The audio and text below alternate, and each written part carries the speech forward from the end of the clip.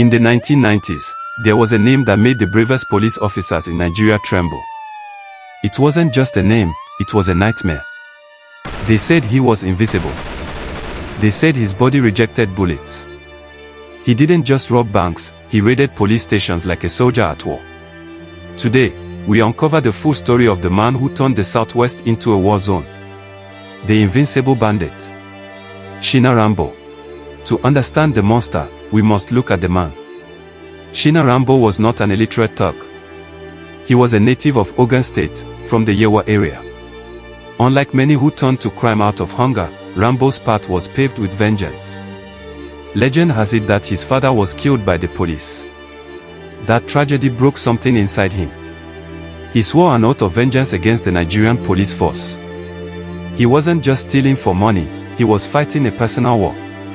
And to win that war, he needed power. Shina Rambo was different. He operated like a military general.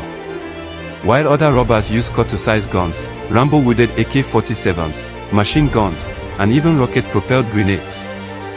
But his real weapon was fear.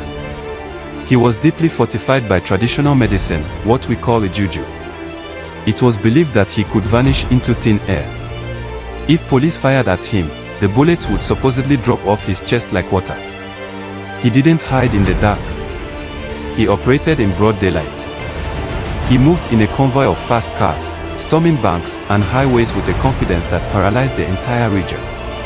His reign of terror knew no bounds. Oyo, Ogun, Lagos, Edo, no state was safe. But his favorite target?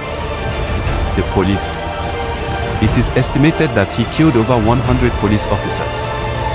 He would specifically hunt down police vehicles. If he heard a siren, he didn't run. He turned around to attack.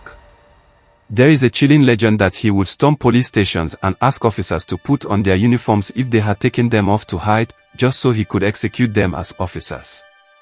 The streets were empty at the mere whisper of his name. By 1999, the Nigerian government had had enough.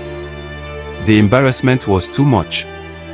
The police were re-equipped, better armed, and given a specific order: bring him in, dead or alive.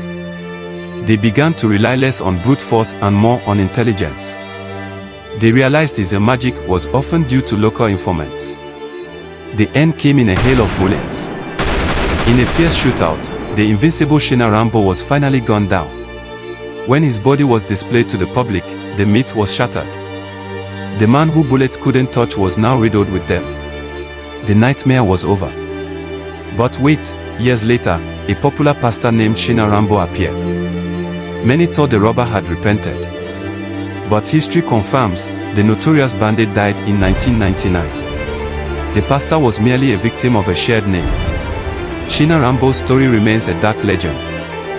It teaches us that no matter how much power you think you have, no matter how many charms you possess, the long arm of the law, and eventually death, catches up to everyone. Thanks for watching. If you enjoyed this deep dive into Nigerian history, make sure to like, subscribe, and hit the bell icon. Drop a comment: do you think Shina Rambo really had spiritual powers, or was it just fear? I'll see you in the next video.